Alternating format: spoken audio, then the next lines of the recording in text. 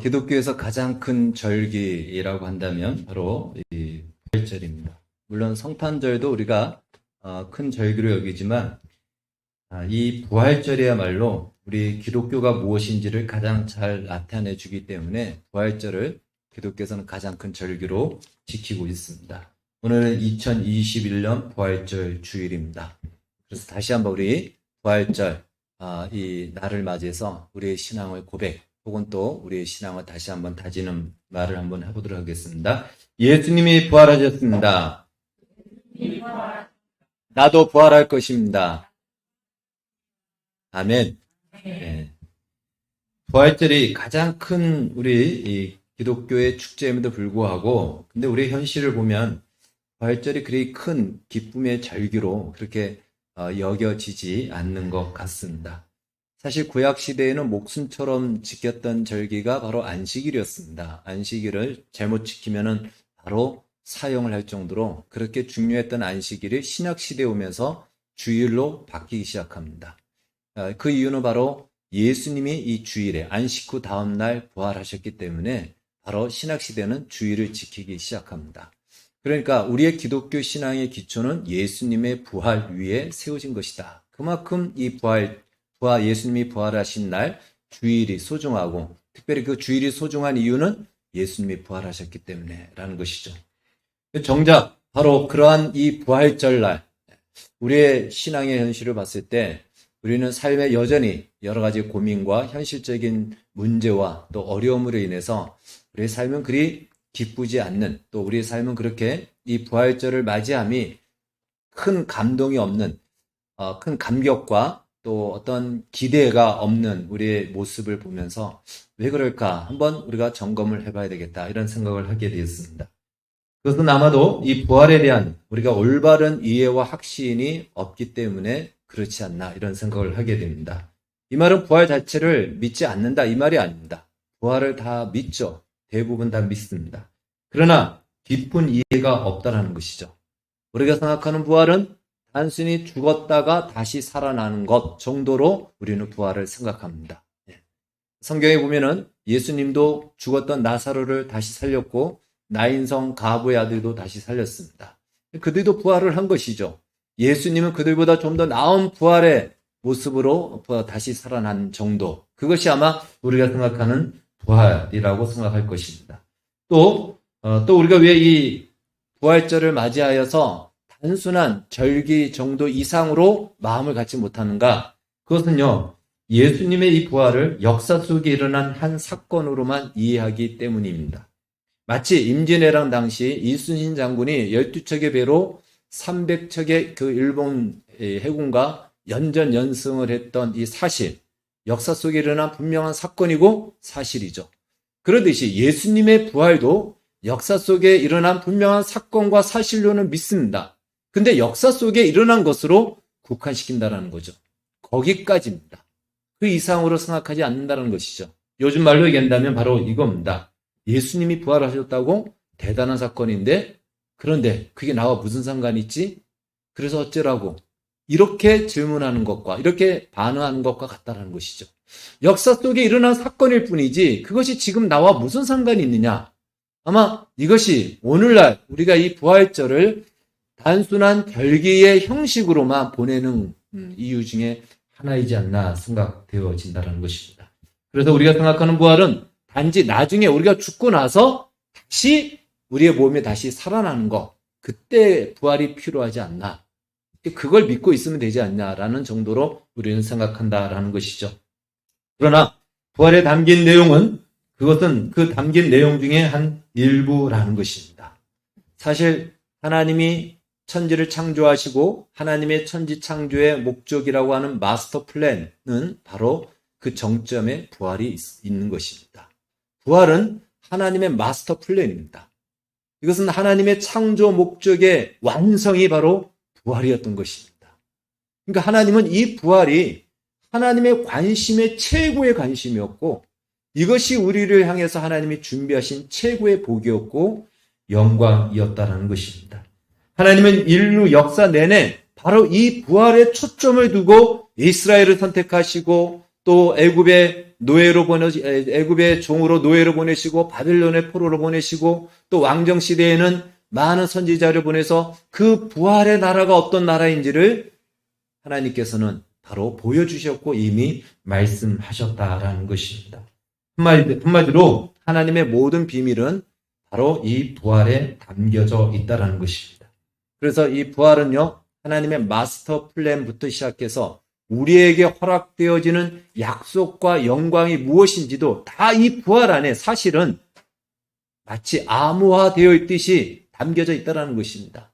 이 부활의 안에 문을 열고 들어가서 그 안에 있는 것들을 끄집어내면은 그 안에 어마어마한 것들이 다 담겨져 있는데 우리는 이 부활을 마치 죽고 난 뒤에 다시 살아나는 정도로만 생각하다 보니까 저 뒤로 밀어놓고 우리는 이 부활에 대해서 단순히 절규로서만 지키고 있지 않는지 한번 생각을 해보게 되는 것입니다. 부활 이렇게 중요한데 왜 우리가 그동안 잘 몰랐을까? 하나님께서 우리를 알게 해주셔야 됩니다. 우리의 마음을 눈을 열어서 말씀의 비밀도 알게 해주셔야 되고 깨닫게 해주셔야 됩니다.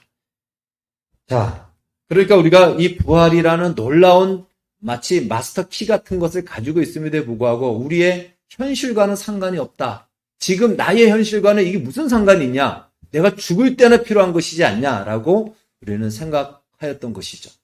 그래서 오늘 말씀을 통해서 가장 우리의 현실에 필요한 것이 부활이라는 이 사실을 발견하기를 바라겠습니다. 사실 예수님의 이 부활이 역사적으로 일어났다라는 사실을 믿는 것만으로도 이미 그것 자체가 우리 성도에게 주신 은혜이죠. 믿지 않는 사람은 그렇게 생각하지도 않습니다.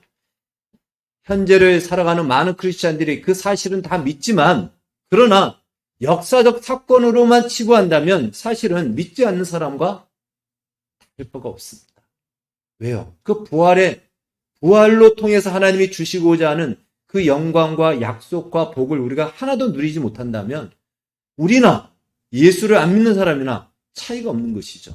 그래서 우리는 이 부활을 다시 한번 재조명하여 부활 안에 담겨져 있는 약속을 우리가 다시 한번 기억하고 실제적으로 부활신앙이 우리의 인생과 현실에서 힘을 발휘하고 또한 말할 수 있는 기회를 주고 우리의 인생에 영향을 주도록 그 기회를 우리는 주어야 될 것입니다.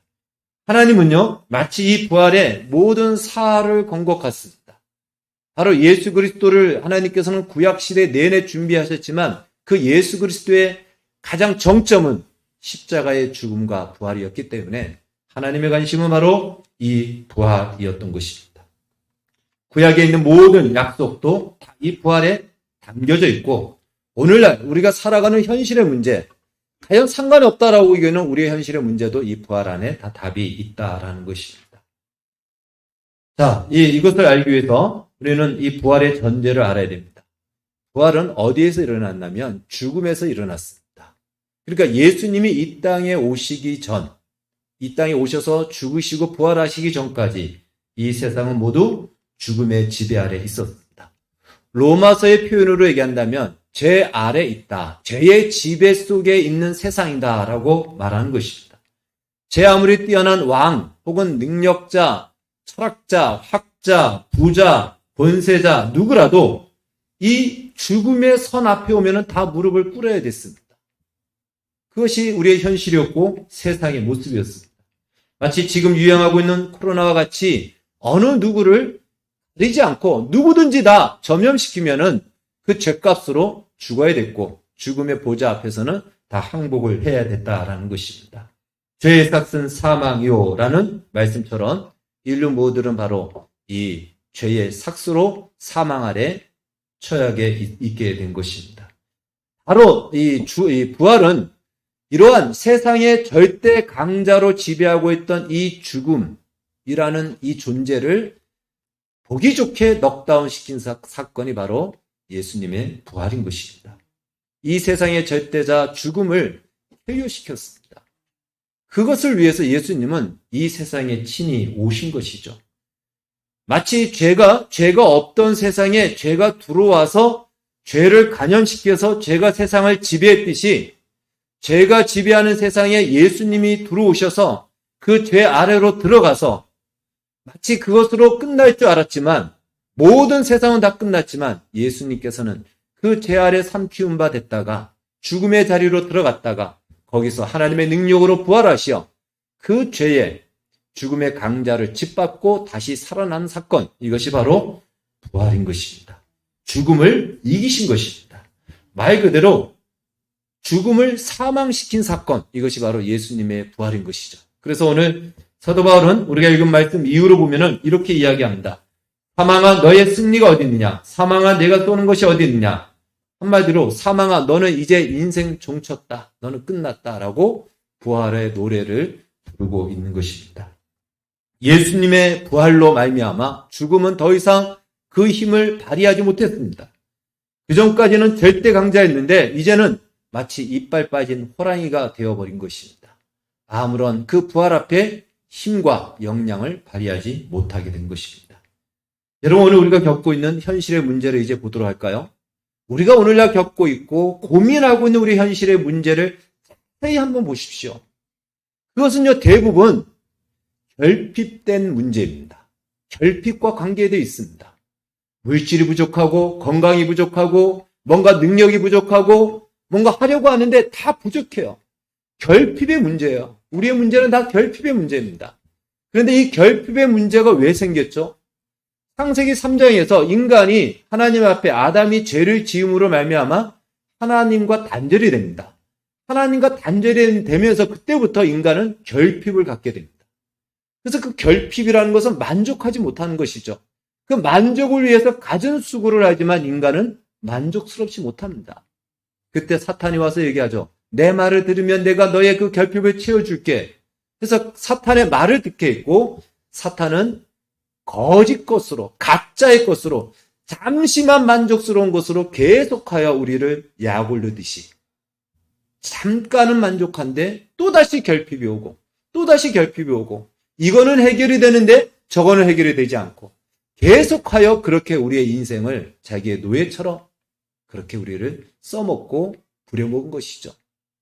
그 문제가 무엇이라고요? 바로 우리의 현실의 문제입니다. 여러분, 우리가 지금 겪고 있는 우리의 인생의 문제를 그 내용을 보십시오. 어떤 문제입니까? 대부분 다 결핍의 문제인 것입니다. 그리고 그 결핍의 문제는 결국 무엇으로부터 시작된 것이라고요? 죄의 문제입니다. 예수님께서 이 땅에 오셔서 부활하셨다는 것은 바로 그 죄의 문제를 해결하셨다는 것이고 이제 예수님이 부활하심으로 말미암아 죄 이전의 상태로 우리를 돌려놓은 것이에요. 죄 이전의 상태는 무엇이죠? 결핍이 없는 상태인 것입니다. 그렇기 때문에 그 어느 때보다도 오늘 예수님의 부활이 지금 나의 현실과 무슨 상관이 있냐라고 하지만 사실은 우리의 이 결핍된 현실에 가장 필요한 것은 예수님의 부활입니다. 부활이 아니고서는 이 문제를 해결할 수가 없습니다. 여전히 우리는 목마르고 여전히 결핍된 인생을 살 수밖에 없습니다. 근데 예수님의 부활로 말미암아 이 결핍된 이전의 상태로 우리를 돌려놓았기 때문에 이제 우리는 결핍되지 않은 현실을 살아갈 수가 있게 된 것입니다. 이것이 바로 예수님의 부활에 담겨져 있는 놀라운 역사인 것입니다. 이런데도 부활이 연관이 없을까요? 가장 연관이 있는 것이고요. 우리의 현실의 문제를 가장 해결할 수 있는 유일한 해결책이기도 한 것입니다. 그것은 바로 예수님의 부활입니다. 예수님의 부활이 온전히 믿어지고 이것을 내가 받아들여지고 고백되어지고 이제 뒤의 말씀을 통해서 우리가 알게 되겠지만 이 부활을 살아간다면 더 이상 죄와 죽음이 나에게 영향을 미치던 것들이 끊어지게 되어 있습니다. 끊어질 수밖에 없습니다. 그것은 예수님의 부활 앞에서 아무런 힘을 발휘하지 못하기 때문에 그렇습니다. 세상은요, 계속해서 세상의 것으로 너의 결핍을 채우리라, 채워주겠다, 채워라라고 우리에게 거짓된 말을 합니다. 결코 우리 인간은 세상의 것으로 채울 수가 없습니다. 왜 그럴까요?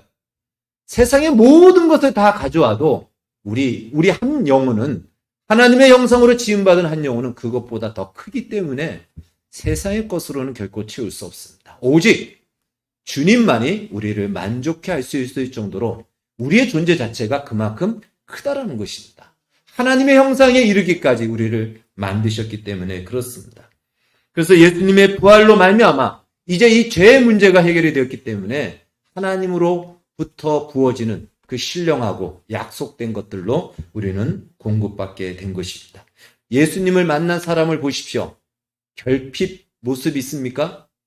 아마 여러분들도 경험했을 것입니다. 예수님을 처음 만났던 경험들, 혹은 지금도 예수님을 만나는 사람들, 그들의 고백을 들어보십시오. 보이는 것들로 인해서 그들은 결코 결핍되었다라고 얘기하지 않습니다. 사도 바울은 이렇게 얘기합니다. 이전에 가지고 있던 자기의 자랑스러운 그 학식과 자신의 자랑스러운 가문에 대해서 다 배설물 같이 여긴다.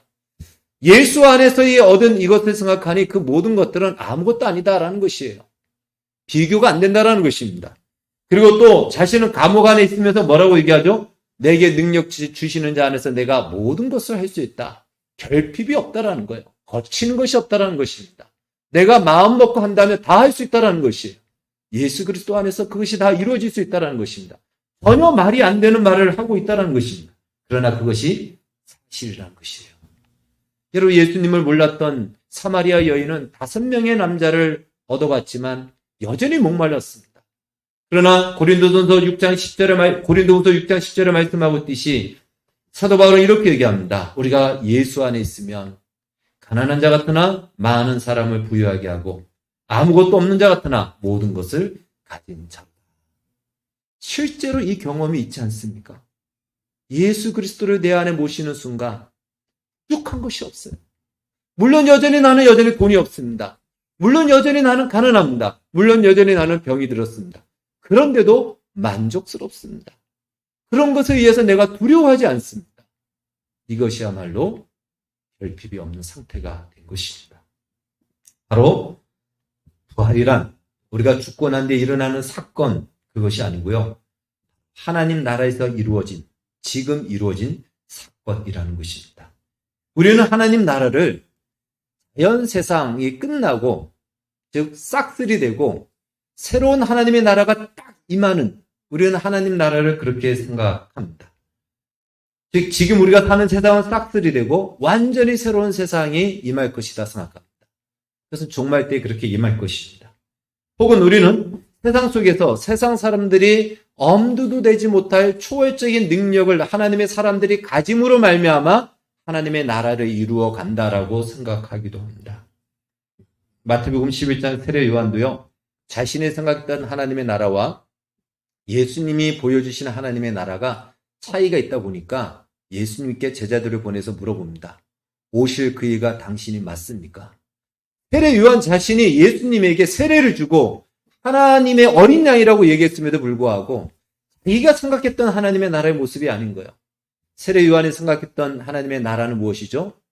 바로 다윗의 왕국을 다시 세워서 이스라엘을 저 로마로부터 독립시켜서 다윗 왕국을 다시 세우는 그 나라, 물질적이고 물리적인 나라를 원했던 것입니다. 근데 예수님이 세우시는 하나님의 나라는 그것과 다른 것이죠. 오늘 우리가 생각하는 하나님 나라의 방식도 우리도 세례 요한이 생각하는 것과 비슷할 겁니다. 우리에게 하나님이 초월적인 능력을 줘서 뭔가 세상 사람과는 다른, 그래서 우리가 하면 뭐든지 우리 마음대로 다 할 수 있는, 우리가 주가 되고 세상이 마이너티가 되는 이러한 하나님 나라를 꿈꾸는데 우리의 생각이에요. 하나님의 나라는 그렇게 임하지 않는다라는 것입니다. 오늘 우리가 읽은 말씀에도 나와 있고 앞서 살펴봤듯이 죄가 세상에 들어와서 이 세상을 죄로 잠식했듯이 죄가 지배하는 이 세상에 예수께서 하나님의 나라를 끌고 들어와서 그 하나님의 나라를 부활을 통해서 문을 여신 것입니다. 그래서 온 세상에 이 부활의 복음과 함께 하나님의 나라가 세상을 다 잠식하고 전파되도록 바로 그 시작의 문을 부활로 나타내신 것입니다. 그것이 바로 예수님의 부활인 것입니다. 마치 우리가 약을 먹으면 그 약이 신경 전체에 퍼질 때까지는 시간이 걸리죠. 그래서 발끝까지 손끝까지 다 가면 약 기운으로 충만하듯이 하나님의 나라도 예수님의 부활로부터 시작하여서 온 땅에 퍼지고 그 부활의 소식이 전해지는 곳마다 퍼져서 하나님의 나라가 온 땅에 충만해지는, 그렇게 하나님은 하나님의 나라를 이 땅 가운데 시작하셨다는 것이에요. 그 시작의 문을 무엇으로 여셨다? 예수님의 부활로 그 하나님의 나라의 문을 여신 것입니다. 그렇기 때문에 이 예수님의 부활을 믿는다, 이 말은요, 이제 나는 예수님께서 열어놓으신 새로운 세상, 하나님의 나라 안으로 들어간다라는 것이에요. 그 나라는 어떤 나라죠? 단절이 없는 나라고요, 결핍이 없는 나라고요, 모든 것이 가능한 나라입니다. 바로 그것이 부활로 통해서 시작되어졌고 가능하게 되었다라는 것입니다. 바로 그것이 부활의 부유함과 하나님 나라의 승리인 것입니다. 물론 우리는 물리적인 제한이 있습니다. 그래서 하나님의 나라에 대해서 신학자들은 이렇게 얘기합니다. 이미 하나님 나라는 왔지만 그러나 아직이라는 이 표현을 씁니다. Already but yet이라는 영어로 씁니다. 다른 말로 부활을 통해서 하나님의 나라는 지금 시작되고 있습니다. 열려져서 들어가고 있는 거예요. 여러분 이 안에 들어가셔야 됩니다. 그러나 우리가 물리적인 한계가 있기 때문에 이 나라는 아직은 완성되지 않았습니다. 마치 이 나라는 씨가 뿌려졌고 예수님이 그 씨를 뿌렸고 첫 열매가 되어서 이 나라에 들어오는 자들마다 예수님처럼 부활의 약속을 받게 되는 것이고 부활의 영광과 승리를 누릴 수 있게 된다라는 것입니다. 이 나라에 대해서 성경은 어떻게 이야기하냐면 이사야서 11장에서는 이렇게 말해주고 있습니다. 말씀을 한번 볼까요? 같이 읽겠습니다. 시작. 공의로 가난한 자를 심판하며 정직으로 세상에 겸손한 자를 판단할 것이며 그의 입에 막대기로 세상을 치며 그의 입술의 기운으로 악인을 죽일 것이며 공의로 그의 허리띠를 삼으며 성실로 그의 몸에 띠를 삼으리라. 그때 이리가 어린 양과 함께 살며 표범이 어린 염소와 함께 누우며 송아지와 어린 사자와 살찐 짐승이 함께 있어 어린 아이에게 끌리며 암소와 곰이 함께 먹으며 그것들의 새끼가 함께 엎드리며 사자가 소처럼 풀을 먹을 것이며 젖먹는 아이가 독사의 구멍에서 장난하며 젖된 어린아이가 독사의 굴에 손을 넣을 것이라. 내 거룩한 삶 모든 곳에서 해됨도 없고 상함도 없을 것이니 이는 물을 바다를 덮은 같이 여호와를 아는 지식이 세상에 충만할 것임이니라. 아멘. 여러분 이것은 저 먼 나라의 이야기가 아니고요. 예수님의 부활 안에서 약속된 나라인 것입니다. 저기에 보면은 자연과 우리가 하나가 되는 것이죠. 다른 말로 이것이 하나님이 창조 때 만든 모습입니다. 즉 우리 안에 모든 결핍과 나눠졌고 분리되었던 이런 모든 문제가 부활 안에서 다 회복이 된다는 것입니다. 실제로 부활의 능력인 것입니다. 여러분 이것은 나중의 이야기가 아닙니다. 부활을 믿는 자에게 허락되어진 약속인 것입니다. 이것을 믿으시고 받으시기 바랍니다. 왜 이것이 가능하냐?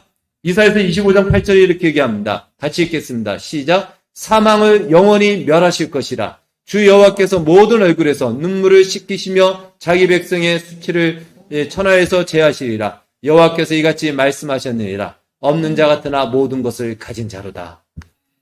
아멘. 사망을 멸하신다는 것이에요. 부활이 그 사망을 멸한 것입니다.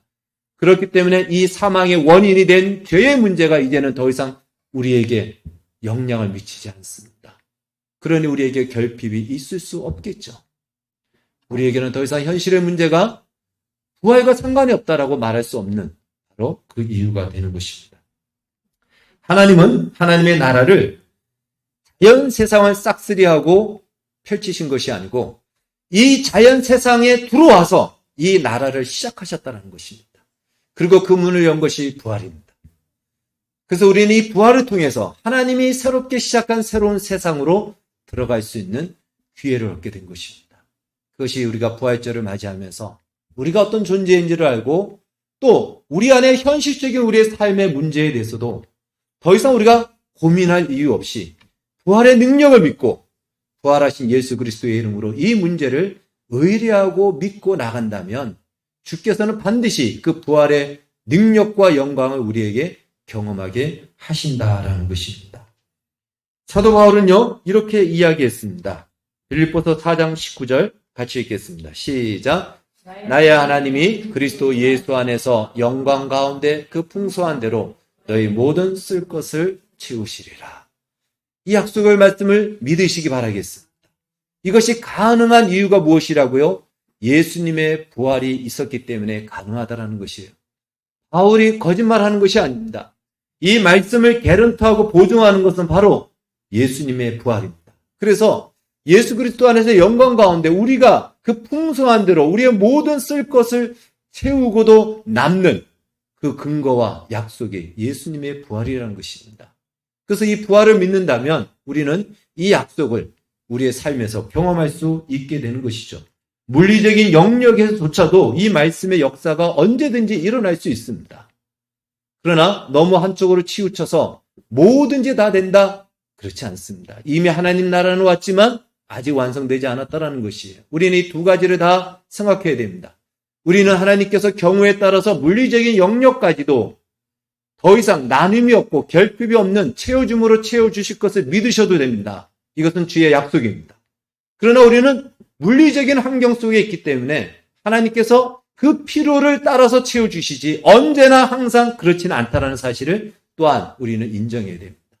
그런데 어떤 분들은 무조건 다 된다라고 하는 분들도 있고요. 어떤 분들은 나중에서나 된다라고 하는데 그렇지 않습니다. 하나님 나라는 예수님의 부활을 통해서 지금 시작되었고 우리는 그것을 지금 맛보고 경험할 수 있고 그것은 이제 완성될 것입니다. 뿐만 아니라 예수님의 부활은 우리의 구원에 있어서도 굉장히 절대적입니다. 우리를 구원하실 분은 죽은 예수가 아니고 사신 예수입니다. 성경은 이렇게 얘기합니다. 로마서 5장 10절 곧 같이 읽겠습니다. 시작. 우리가 원수 되었을 때에 그의 아들의 죽으심으로 말미암아 하나님과 화목하게 되었은즉 화목하게 된 자로서는 더욱 그의 살아나심으로 말미암아 구원을 받을 것이니라. 예수님의 부활로 말미암아 우리가 구원을 받게 되었다라는 것입니다. 우리의 구원과 직접적으로 연결이 되어 있다는 것입니다. 따라서 우리는 예수님의 부활을 역사적으로는 인정하는데 그 부활에 담긴 의미와 비밀은 왜 모르는가? 이것을 우리는 심각하게 생각하고요. 에베소서 1장에 보니까 바로 너희 마음 눈을 밝혀 그의 부르신 소망이 무엇인지를 알게 하기를 원한다라고 했습니다. 다른 말로 나는 분명히 예수님의 부활을 믿는데 내 현실에서 여전히 나는 결핍을 느끼고 죽음이 지배하는 세상을 살고 있다면 하나님 내 마음의 눈을 열어주셔서 이 부활의 주님을 보게 해주시고 만나게 해주십시오라고 기도하시기 바랍니다. 왜요? 이것은 역사적으로 알고 있다고 되는 것이 아니고 마음의 눈을 열어 실제로 이 부활이 이룬 분명한 역사적이고 실제적인 능력을 우리는 봐야 되기 때문에 그렇습니다. 그래서 그걸 믿고 나의 것으로 삼을 때 우리는 이 부활의 약속을 우리가 누리게 되는 것입니다. 예수님의 부활은 이 불완전한 자연 세상에서 미래의 하나님의 나라를 누릴 수 있고 경험할 수 있는 기회를 주신 것입니다. 마치 이것과 같죠? 어떤 제품을 프로모션할 때 먼저 이렇게 쓰게끔 해주잖아요. 아직까지 많은 사람이 쓰기 전에 먼저 쓰는 것이에요. 먼저 혜택을 받는 것입니다. 우리가 이 땅에서 부활의 삶을 사는 것은 바로 하나님의 나라를 먼저 맛보고 사는 것입니다. 물론 이렇게 살지 않고 죽고 나서 우리는 천국 가서 하나님의 나라를 경험할 것입니다. 그런데 먼저 이 땅에서 그 나라를 경험할 수 있고 그 승리를 경험할 수 있고 그 영광을 누릴 수 있는 것은 예수님의 부활을 나의 부활로 그리고 그 부활 안으로 내가 들어갈 때 그것이 가능하다는 것입니다. 그런데 많은 경우가 이 부활의 문턱에서 언저리에서 들어갔다 나왔다 합니다. 안으로 들어가야 됩니다. 그 안은 어떤 세상입니까? 새로운 세상입니다. 새로운 세상에서는 새로운 세계관, 새로운 가치관, 성경적으로 얘기한다면 믿음을 따라, 말씀을 따라 살아야 됩니다. 그런데 많은 성도들이 우리는 새로운 세상에 들어왔는데도 이전의 가치관과 이전의 세계관을 가지고 살다 보니까 좌절하고 실망하게 되는 것이죠. 마치 우리가 컴퓨터를 넣을 때 아이디는 맞는데 비밀번호가 맞지 않는 것과 똑같은 오류가 뜨는 것입니다. 그래서 실망하는 것입니다. 이전의 가치관이 아니고 하나님의 말씀에 따라서 살아갈 때 우리가 사는 세상은 똑같은 이 세상에 사는 것 같지만 부활의 능력이 경험되어지는 세상이 된다는 것입니다. 그것을 여러분 실험해 보십시오. 그것을 경험해 보십시오. 이 부활의 능력이 얼마나 대단한지 이제 우리 교회가 이것을 바라보면서 믿고 나아가기를 바라겠습니다. 결론적으로 예수님의 부활은 결핍과 그 결핍을 채우려고 악이 싸움을 하는 이 세상에서 가장 필요한 사건이었던 것입니다. 예수님께서는 부활을 통해 결핍이 없는 하나님의 나라 새로운 세상의 문을 여셨습니다. 그 문을 열고 우리에게 들어오라고 합니다. 이제 그 문으로 들어가는 것은 우리의 책임입니다. 들어갔다 나왔다 하지 마시고 깊이 더 들어가셔서 하나님 나라의 그 부유함과 승리가 얼마나 놀라운지를 경험하시고, 비록 물리적인 한계가 있지만 그 한계를 뛰어넘는 하나님의 능력도 맛보시면서 부활의 영광과 부활을 살고 영생을 사는 우리 모두가 되어지기를 주의 이름으로 축원합니다. 기도하겠습니다. 하나님 감사합니다. 자연 세상에 예수께서 하나님의 나라를 가지고 들어오셨습니다. 그리고 그 씨를 심으셔서 이제 이 씨가 누룩처럼 우리의 인생 통해서 모든 영역에서 그리고 온 세상에 퍼뜨려지도록 우리에게 그 삶의 기회를 허락하셨습니다. 주는 부활을 사는 자들이 되게 해주십시오. 부활 신앙을 가지고 있는 것으로 끝나지 않고 실제로 부활을 살며 부활을 경험하는 그 자리에 설 수 있도록 우리의 마음을 눈을 열어주시고 부활의 능력을 맛보게 하여 주시옵소서. 예수님의 이름으로 기도하옵나이다.